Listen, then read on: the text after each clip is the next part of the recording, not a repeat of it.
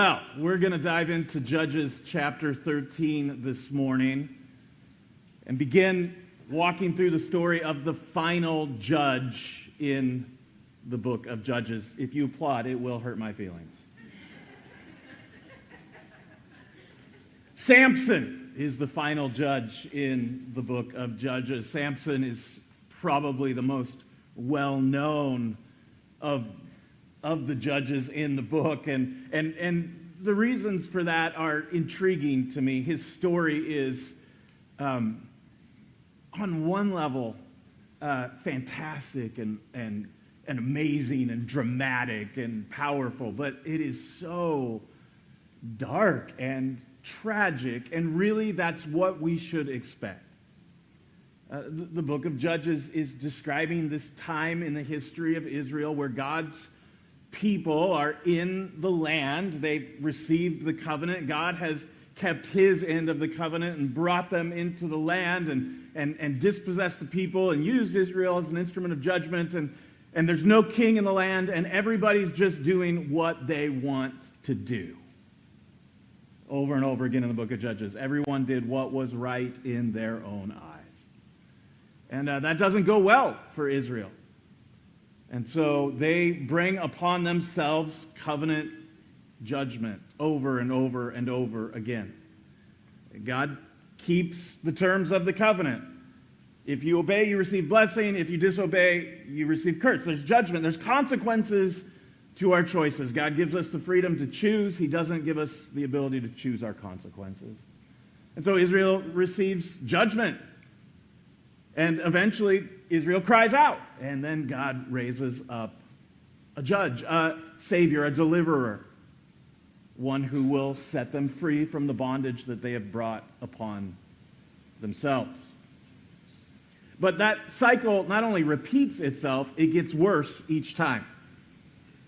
And that was stated really clearly right at the beginning of Judges. Judges chapter 2:19, when describing this cycle, it says, whenever the judge died, they turned back and were more corrupt than their fathers, going after other gods, serving them and bowing down to them. They did not drop any of their practices or stubborn way. So even though God is so gracious and generous and faithful and good in the book of Judges, over and over and over and over again, he forgives. Over and over and over again, he delivers them. But they, instead of responding with gratitude, instead of coming back to Yahweh with faithfulness and being true to the covenant, they get worse and worse and worse and worse. And so it's no surprise that by the time we get here to the end of the book, to the last and final judge, Samson, that it's really, really dark and bad. What we're going to see in the Samson story over the next couple of weeks is this kind of culmination of patterns coming together.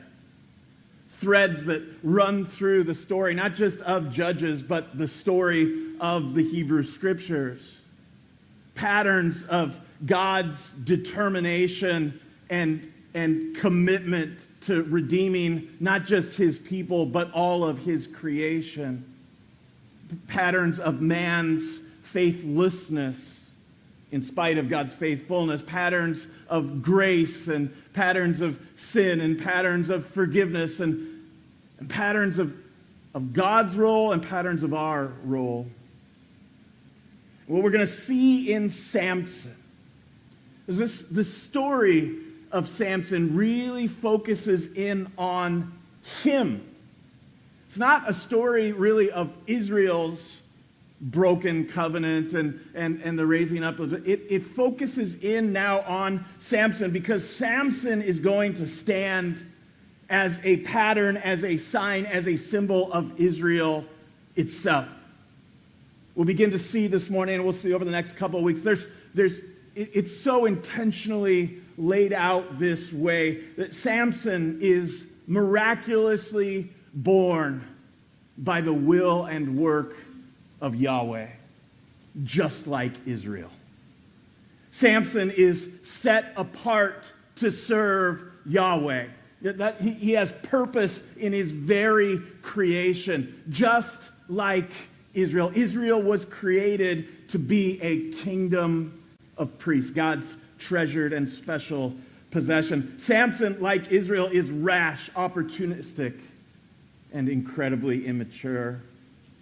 Samson has many issues, but his primary issue is that he is drawn to foreign women. He's got a girl issue. Just like Israel is constantly being drawn to foreign gods. Samson ends up oppressed and in bondage, just like Israel. At the end of his life, Samson is blinded, unable to see, just like Israel.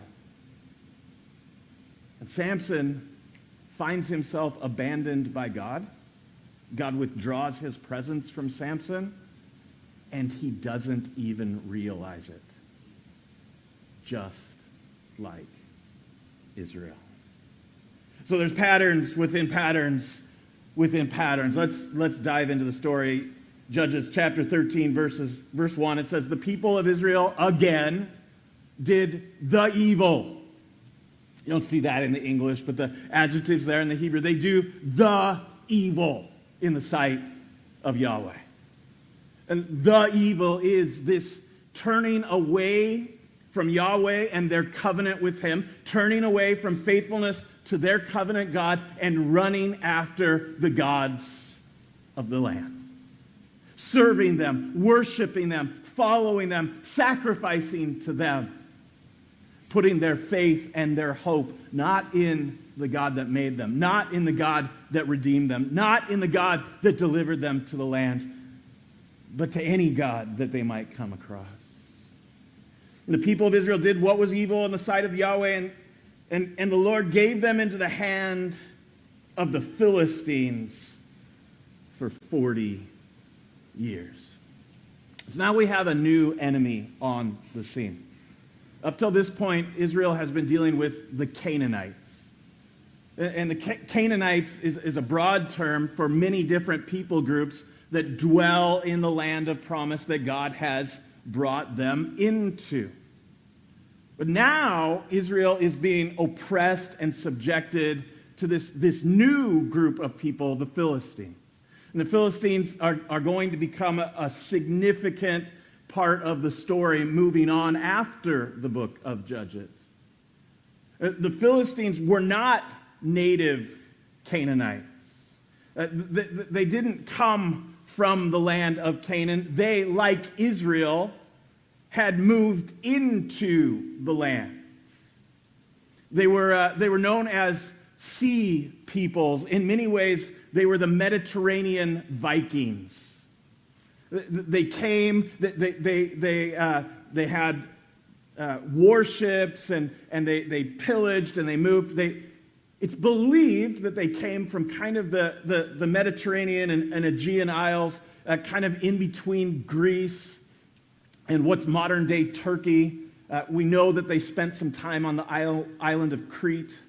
But they end up in the land of Canaan, the land of promise, and they're dwelling in the southern areas along the coast. And they're much more technologically advanced than Israel. The Philistines, when they come in, have mastered iron work.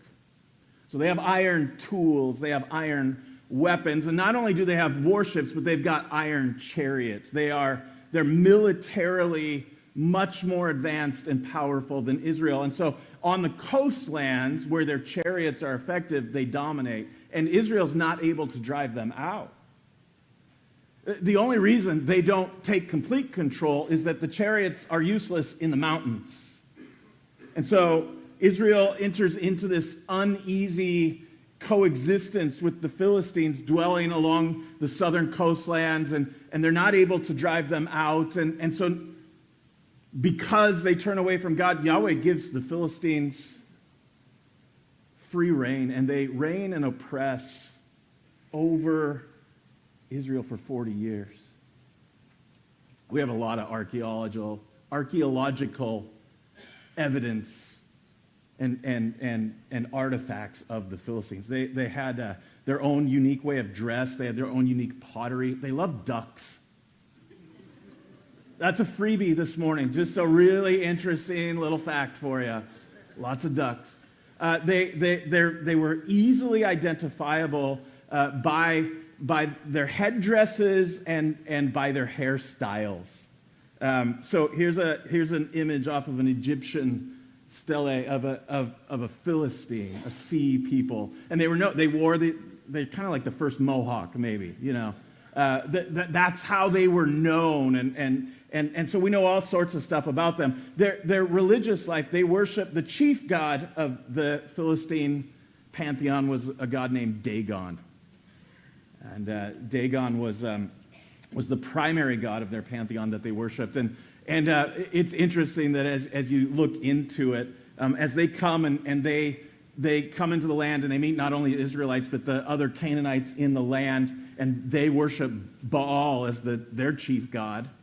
The Philistines go, hey, Dagon, yeah, he's Baal's daddy.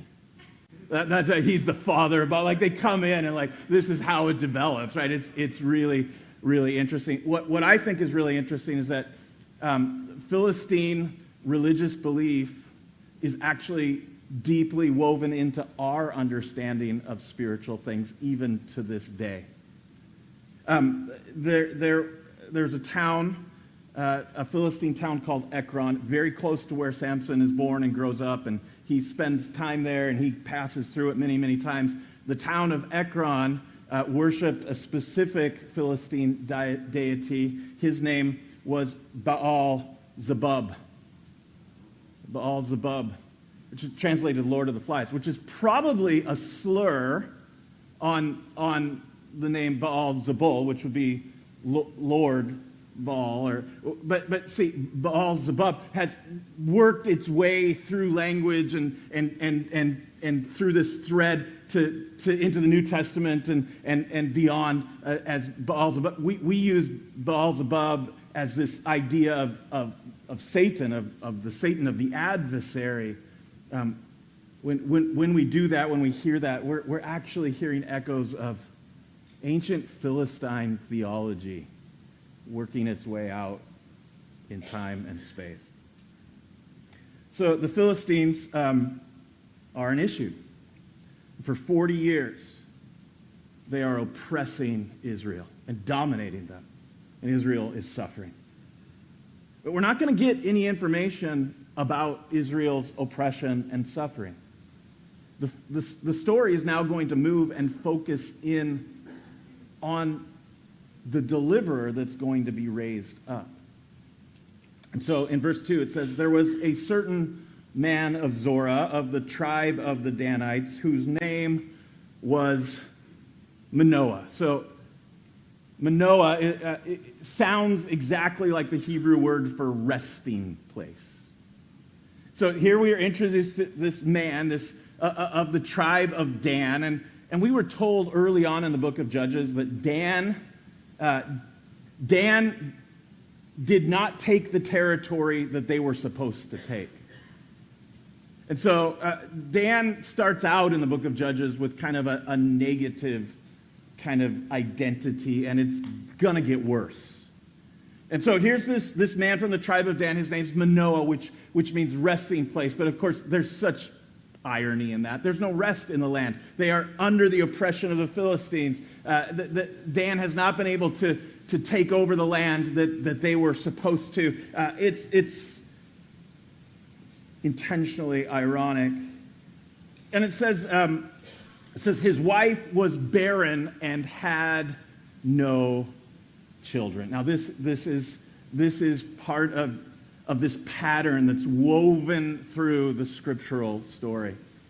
So what we're going to have here now is a birth narrative, and as we've been walking through the scriptures, this is not the first time that we've seen it. The God's intentional involvement in a barren, unfruitful person. We saw it in Genesis chapter 18 in the story of Sarah and Abram. That Israel wouldn't exist but for the grace of God who opened the womb of a really, really old lady. All right. God goes to the geriatric ward to demonstrate his power. It's amazing. It's a beautiful story. And what did she do when she heard God say it? She laughed, right? And that's what she names her son Isaac, laughter.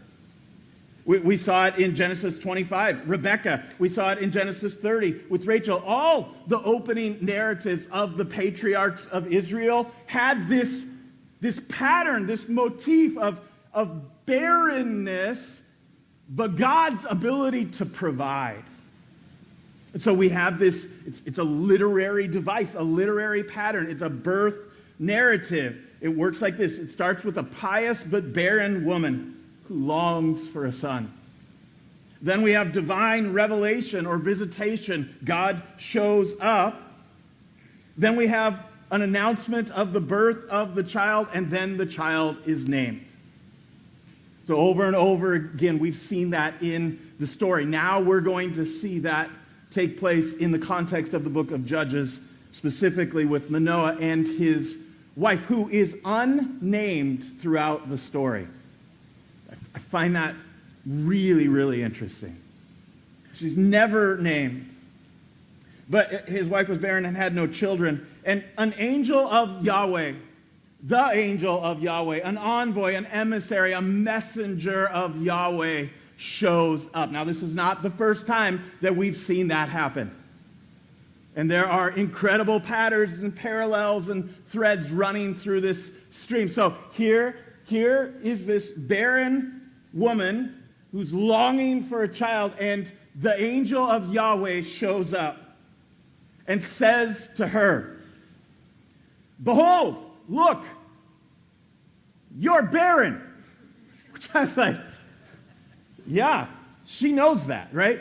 But he's trying to draw attention to her need.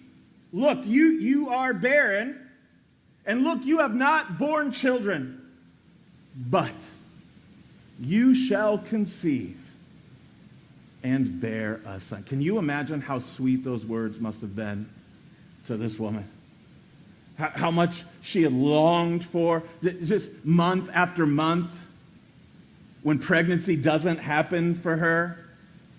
This sense of incompleteness, this sense of inability, this frustration. And so here God comes and says, hey, you are barren. You have not borne children, but I'm going to make it happen for you. You will conceive and you will bear a son. Therefore, so now this is where it gets interesting. Therefore, be careful. So you're going to have to adjust how you live. There's going to be some conditions on this thing that's going to happen. The angel says, be careful then, drink no wine or strong drink, eat nothing unclean, for behold, you shall conceive and bear a son. No razor shall come upon his head, for the child shall be a Nazirite to God from the womb. And I want you to pay attention to what the angel says here. It's very specific. And he shall begin to save Israel from the hand of the Philistine. It's very precise in the language. It doesn't say he's going to save Israel from the Philistines. No, he's going to begin to save Israel. In other words, salvation from the Philistines is going to have to wait. The full salvation is going to come from someone else. That's really important to hold on to.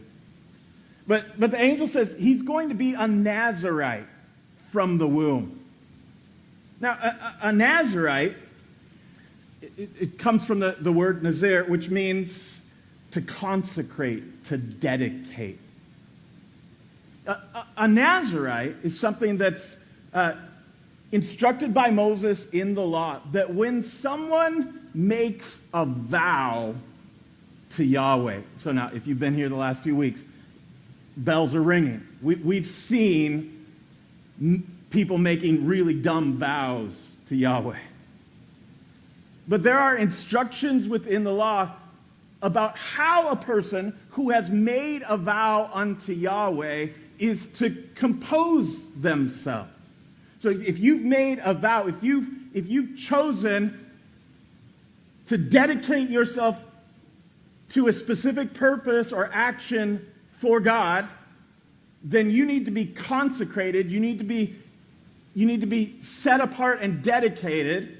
And so God provides in the law this Nazirite conditions, a vow. We find it in Numbers chapter 6. Let me just read that to you. Numbers chapter 6. Yahweh spoke to Moses, saying, "Speak to the people of Israel and say to them, when either a man or a woman makes a special vow, the vow of a Nazirite, to separate himself to Yahweh, he shall separate himself from wine and strong drink. He shall drink no vinegar made from wine or strong drink, or shall not drink any juice of grapes, or eat grapes, fresh or dried."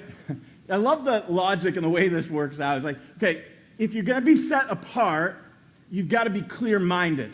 So you can't take in strong drink that's going to cloud your judgment, that's going to cause you to act in crazy, stupid ways. And so you stay away from strong drink. You stay away from wine. In fact, we're going to be so careful, you're not even going to have grapes. You're not even going to have dried grapes. You're going to stay away from things that might compromise your dedication, your consecration to Yahweh. But there's more. It says, all the days of separation he shall eat nothing that is produced by the grapevine, not even the seeds or the skins. All the days of his vow of separation, no razor shall touch his head, until the time is completed for which he separates himself to the Lord. He shall be holy. He shall let the locks of his hair of his head grow long. All the days that he separates himself to Yahweh, he shall not go near a dead body, not even for his father or his mother or brother or sister, if they die, shall he make himself unclean, because his separation to God is on his head. All the days of his separation, he is holy to Yahweh. So this is God said, listen, if you're going to enter into a vow unto me, then you got to take it seriously. And so we could spend some time thinking about those things and why they're there, but they're all about purity. They're about dedication. They're about life. And so these are the things that a Nazirite is to vow. But Samson is unique because he's going to be a Nazirite, but he doesn't have a choice in it. Right? It's not voluntary, it's divinely imposed. Before he's conceived, the angel of Yahweh says to the woman, he's going to be a Nazirite. It's divinely imposed, not voluntary. It begins at conception, right? And is going to have involvement of his mother. She's not to drink those things. She's not to eat those things. She's not to touch unclean bodies while she's pregnant. And we'll see that it's permanent, not temporary. So every other Nazirite, somebody would make a voluntary decision for a specific time, for a specific purpose, and when it was done, it was done. But now the angel of Yahweh comes and says, this kid is going to be mine from the very beginning, and it's not going to end. So the woman came and told her husband. Sometimes it seems so understated. The woman came and told her husband, how was your day, honey? Oh, it was good. I threshed some grain. I got stung by a bee. Oh, I saw an angel of the Lord. He told me I was going to have a baby. Right? Like, sometimes it's just so understated. She comes and tells her husband, a man of God came to me. A messenger. And his appearance was like the appearance of the angel of God. Very awesome. So something amazing happened. And she said, I did not ask him where he was from, and he did not tell me his name. But he said to me, behold, you shall conceive and bear a son. I mean, those are some profound words. It's not the first time we've heard those words from the angel. Certainly not the last time we're going to hear those words from an angel. You shall conceive and bear a son. So then no drink nor wine or strong drink, eat nothing unclean, for the child shall be a Nazarite to God from the womb till the day of his death. Then Manoah, hearing this, prays to the Lord. "O Lord, please let the man of God whom you sent come again to us and teach us what we are to do with the child who will be born." So he hears this, he hears his wife. You wonder if he believes her. I mean, that seems like a legitimate thing to doubt, right? You saw what? He said, because they've been trying. This is not a new affliction or condition for her. So, but what he does here, he goes to Yahweh. Yahweh, could we have a redo? Would you send him back? And we'd like a little bit more information. And God listens to the voice of Manoah. I love this. He listens. And he sends the angel back, but he doesn't send him to Manoah. He sends him back to the woman. God listened to the voice of Manoah, and the angel of God came again to the woman as she sat in the field. But Manoah, her husband, was not with her. So the woman ran quickly and told her husband, "Behold, the man who came to me the other day has appeared to me." And Manoah arose and went after his wife and came to the man and said to him, "Are you the man who spoke to this woman?" And he said, "I am." So, let me just pause here for a second. When we're in a text that's talking about the angel of the Lord, but he keeps being described here as the man, and he has the appearance of a man, but he also has the appearance of the... So when we read the angel of the Lord, don't think wings, don't think robes, don't think Michael Landon, don't think all the... Right? Like this is... When these angels, these messengers, these envoys, these spiritual beings come, we see over and over again, they appear like a human. And yet there's also something unique about them. So this is not some floating, glowing, winged, doesn't got a flaming sword, doesn't got like 4 heads, looks like a person. And he says, "Yeah, I am." And Manoah said, "Now when your words come true, what is to be the child's manner of life, and what is his mission?" The word there in the Hebrew for mission. What is his destiny? What is his purpose? So the angel came and said, "You're going to have a son, and he needs to live this certain way. He has to live as a Nazarite." So now the father comes and says, "Hey, when your words come true, what is the child's manner of life to be?" Which they've already been told, but he's trying to dig deeper. What's his purpose? What's his mission? What's his destiny? It's kind of like, why us and why now and what's going to happen? And the angel of the Lord said to Manoah, "Of all that I said to the woman, let her be careful. The instructions that I've given are the instructions that I've given. Pay attention. That she may not eat of anything that comes from the vine, neither let her drink wine or strong drink, or eat any unclean thing. All that I have commanded her, let her observe." You'll notice, he doesn't answer the question of purpose or mission. That's not really for Manoah to know. What Manoah needs to know is what the angel, the messenger, the envoy has already delivered. This is what's going to happen. This is what you need to do. Stop worrying about what he's going to do. Worry about what you need to do. There might be a message in there for 1 or 2 of us in the room who are really, really good at worrying about what God should do for everybody else, but don't like to pay too much attention to what God might want to do to us. So Manoah said to the angel of the Lord, "Please let us detain you and prepare a young goat for you. Now, when you understand ancient Near Eastern culture and hospitality and how sacrifice and worship works, this makes sense. This is a pattern that we've seen over and over and over again when the angel of Yahweh shows up. From Abraham on, when they show up, hey, let's have a meal. This is a sacrificial meal of worship where you take an animal and you slaughter it as a sacrifice and then you eat it together. It's a ritual of communion, of sharing, of participation. In fact, we saw it just a few chapters earlier in Judges with Gideon, when the angel of the Lord comes to Gideon and says, hey, mighty warrior, stop hiding in the threshing floor, the wine press, and come on out. And Gideon said, hey, let me bring an offering, let me bring a meal to you.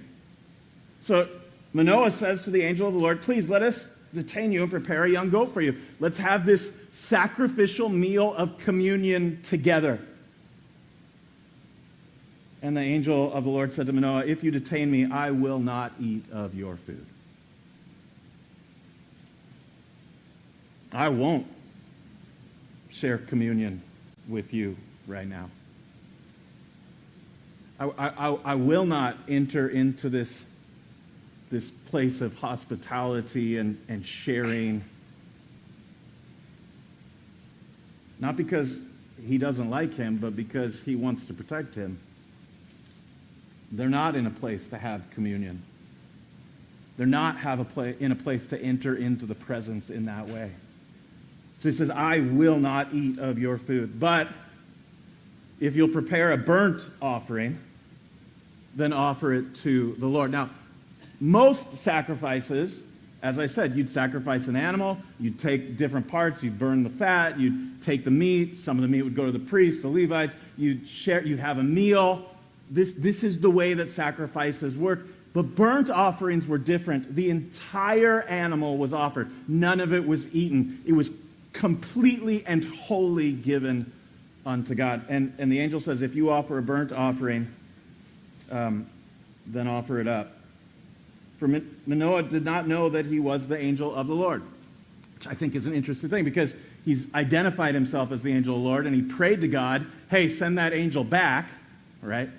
So what we see here, what the text is saying is that Manoah's offer, he's testing, he's doubting, he's trying to validate, he's trying to prove, he's not willing to simply receive what God has said and obey. And Manoah said to the angel of the Lord, hey, what's your name? So that when your words come true, we may honor you. Sounds pretty pious on the surface, but if you really think deeply about what he's trying to, so that when your words come true, he's saying if your words come true. It's interesting in the Hebrew, it doesn't say what is your name, it says who is your name, which is a really weird phrase. Who is your? He's trying to figure out who and or what this being is that's announced the birth of his son.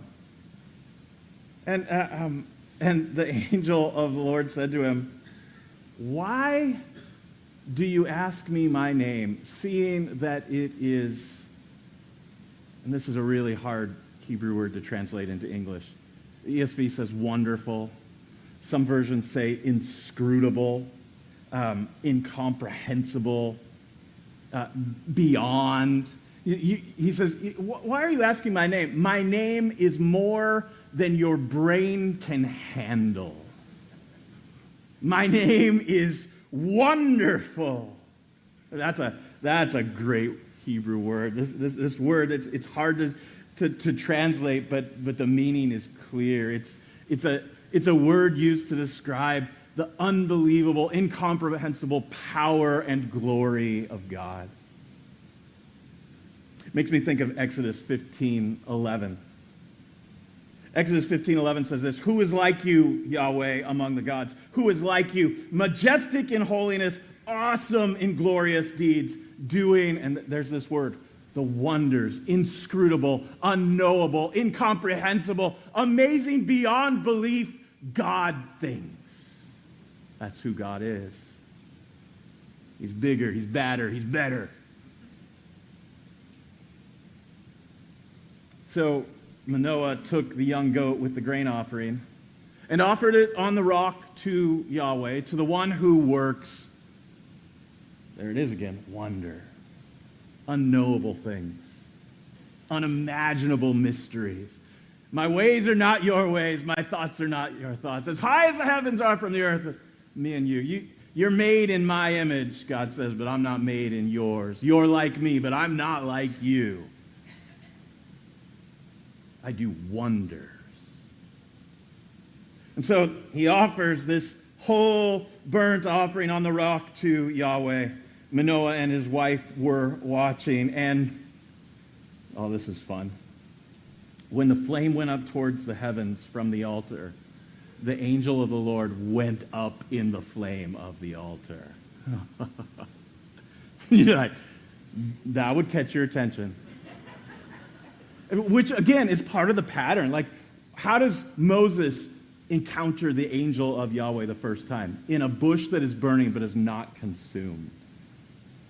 Right? Like, when Gideon sits down to have this meal with the angel actually doesn't eat it. He just touches it with his staff and consumes it.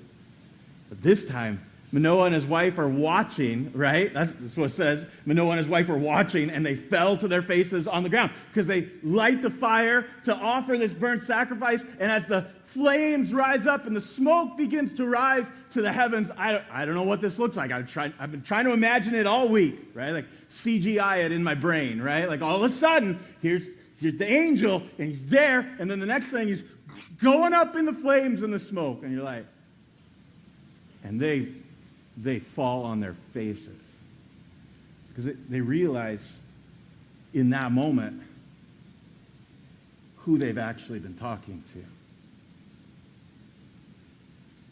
So this is not just an ordinary run-of-the-mill angel this is the angel of Yahweh. This is God's presence physically embodied, a theophany. This is, I'm absolutely convinced, a pre-incarnate visit of Jesus before the incarnation, before he became the Son that was promised by an angel to a woman who wasn't even married yet. They fall on their faces to the ground. The angel of the Yahweh appeared no more to Manoah and to his wife, and Manoah knew that he was the angel of Yahweh. And Manoah said to his wife, we shall surely die, for we have seen God. They know who they've seen. They know what. And he's like, that's it, we're dead. You see the irony of his name, Manoah, resting place. Guy has no rest. He's constantly, give me more information, tell me this, what? He's like, then God, clearly accepts the offering, and he's like, oh, that's it, we're dead. We're dead. And his wife, again, she's not named. His wife said to him, and I wonder about her tone of voice. Because I've heard wives talk to their husbands when the husband's being stupid. I know that tone of voice.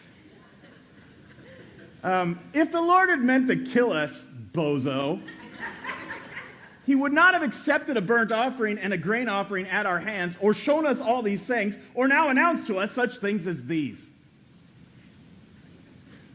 If he wanted us dead, we'd be dead. Pay attention. All right. And the woman bore a son, and she called his name Samson, which, okay, men name sons, so pay attention right away that she names him Samson. So, this is where it starts to go bad, and it doesn't seem like that's bad, right? Samson. Samson is a name that comes from the word for son, which is shemesh. Has a diminutive ending, meaning something like little son or sonny boy. If your name's Daniel and you could call you Danny, same sort of thing. But Samson he's named after the son. He lives where he's born and where they live. There's a Canaanite temple called Beth Shemesh, House of the Sun, named after the Canaanite sun god Shemesh. So, even though this woman has been chosen by God to birth a deliverer, and even though she's been pretty pious and upright in this whole sort of scenario, we see that even in this, she's so corrupted by the Canaanites. The Canaanite thinking has so corrupted and invaded even her that she names the deliverer that God is going to supernaturally, wonderfully, miraculously give after a Canaanite god. It's just like, we were so close. But it's foreshadowing the tragedy that yet is to come. But even in spite of that, we see God being what? What is God always in the book of Judges? Faithful. The young man grew, and Yahweh blessed him. And the Spirit of Yahweh began to stir him in Mahanadan and between Zorah and Eshtaol. So the Spirit of God begins to stir him up, and we're going to see where that goes in the next couple of weeks. But it's just this introduction to the final deliverer by choosing to use a birth narrative, by choosing to have the angel of Yahweh show up and demonstrate, is revealing these patterns that the book of Judges takes place within the context of a bigger context. It's a group of stories within a much larger narrative, and these patterns and themes weave themselves throughout. And the author wants us to pick up on them, and even as we're introduced to the final judge and he's named after a Canaanite god, we're not going to be surprised that it doesn't turn out well. Because that's the pattern that the book of Judges is demonstrating. And here at the end, even the very deliverer, even the very savior, even the very judge of Israel is going to need to be delivered. He's going to need to be saved. He's going to need to be judged. And that is why he can only begin to save. Israel not only needs to be saved from the Philistines, Israel needs to be saved from Israel. That's why he can only begin to save. That's why he's only a shadow pointing to something much better, much greater. So Jesus is the true judge. Jesus is the true deliverer. Jesus is the true Savior. All of these things are pointing and directing us. This is the pattern of the story. It goes right back to the beginning, right? In the judgment of Adam and Eve, when labor becomes a part of the judgment onto Eve and onto womankind, but through the conception and delivering of a child, God promises that one day a Messiah will be born of a woman. And so throughout the very story, so the very first story out of the garden, she conceives and bears a son. We're like, this is going to be it. Cain and Abel, here comes the, well, that didn't work out. And so then we go to the next one, and the next one, and the next one, and the next one. Then we get Abraham, and we think, well, maybe he's going to be it. No. Isaac, no. Jacob, no. Moses, he's awesome. No. Joshua, no. Judge after judge after judge after judge. No. Because salvation is going to have to come for man from something that doesn't need to be saved itself. And there is no man that can claim that. But the one who took on flesh. Actually, Jesus is the true deliverer, the true judge. That by the end of Judges, we should be panting for. He's the one that offers redemption and rest in a different and better and perfected way. I love the opening verses of Hebrews. Long ago, at many times and in many ways, God spoke to our fathers by the prophets. Right? And the prophets, we got the priests, we got the kings, we got the judges. Like God has been speaking. He's been speaking through these imperfect vessels. But in these last days, he has spoken to us by his Son, whom he appointed the heir of all things, through whom also he created the world. He's the Alpha and Omega, the beginning and the end. He's the source and origin and the destination. He is the radiance of the glory of God. He's the emanation of God's wonder, of God's power. If you want to know what God looks like, you look to Jesus. If you want to know what God values, you look to Jesus. He's the radiance of the glory of God, and he is the exact imprint of his nature. He's the true image.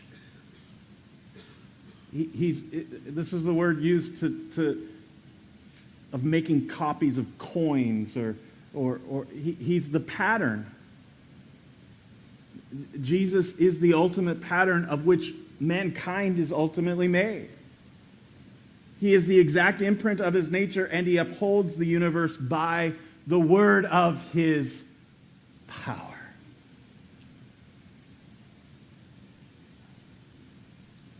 I think we get way too comfortable with Jesus.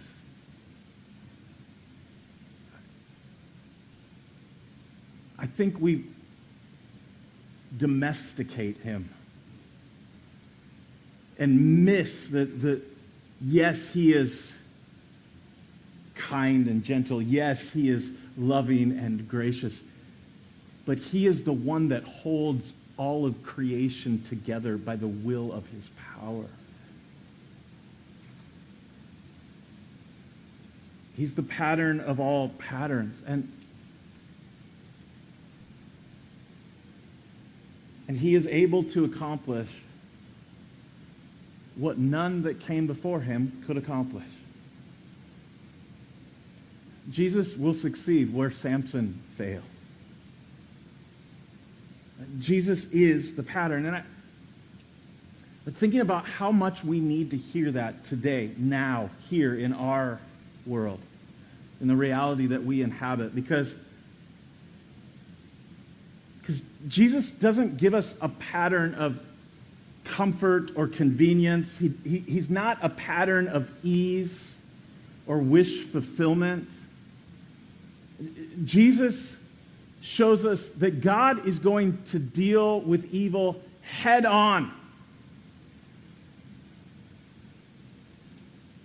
Later on in Hebrews chapter 5, we get this interesting passage. It says this: in the days of his flesh, Jesus offered up prayers and supplications with loud cries and tears to him who was able to save him from death. This is fascinating. So that's going to take you where? Right to the Garden of Gethsemane. That's the clearest gospel passage where Jesus is crying out with tears and supplications, asking God to deliver him from death. He gives us this incredible closing line to his prayer: yet not my will, but yours be done. So the writer of Hebrews says, in the days of his flesh, he offered up prayers and supplications with cries and tears to him who was able to save him from death, and he was heard because of his reverence. And you're like, he was heard? Because it doesn't seem like that, right? You say, well, if God had heard him, he wouldn't have died. See, but the author is saying, no, he actually was heard. God actually did answer those cries, those supplications, those prayers, and God answered it not by saving him from death on the cross, but by bringing him out of death on the cross. Right? Remember, Jesus is the pattern. Now, although he was a son, he learned obedience through what he... Oh, man, I don't like that. He learned obedience through what he suffered. And being made perfect. Well, I thought he was God. I thought he was perfect. I thought he was sinless. If he's all those things, how can he be made perfect? This is how we think about the word perfect. This is not perfect in the moral sense. This is perfect in the complete sense, a sense of completion, a sense of wholeness, a sense of ability. The suffering and obedience that Jesus went through made him able to bring the salvation that was needed and necessary for mankind. So, being made perfect, he became the source of eternal salvation to all who obey him. So the pattern follows the pattern to offer salvation to the imagers. The pattern made off of the pattern. Made him perfect. He becomes the source of eternal salvation to all who obey him, being designated by God a high priest after the order of Melchizedek. That's just a weird line that we don't have time for this morning. So,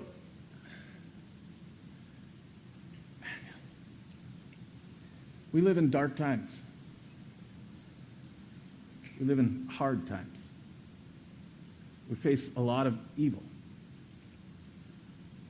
And my temptation, far more often than I'd like to admit, is to whine about it. Is to feel upset and enraged about it, to feel the unfairness of it, to complain and to grumble. I might be alone in this room, but I highly, highly doubt it. I've seen a lot of your Facebook posts.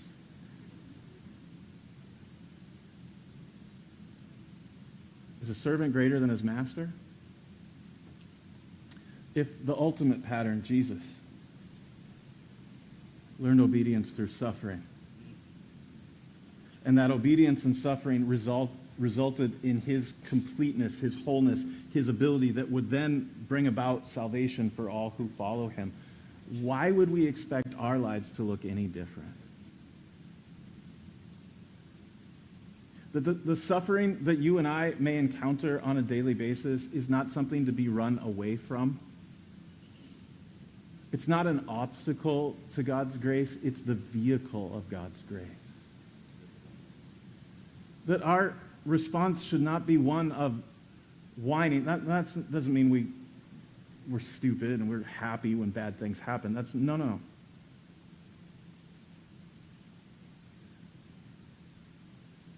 But we begin to see that the very trouble, the very brokenness, the very challenges that threaten our sense of peace, that threaten our idea of what should be, that make us miserable, are the very places where God's grace is waiting to meet us.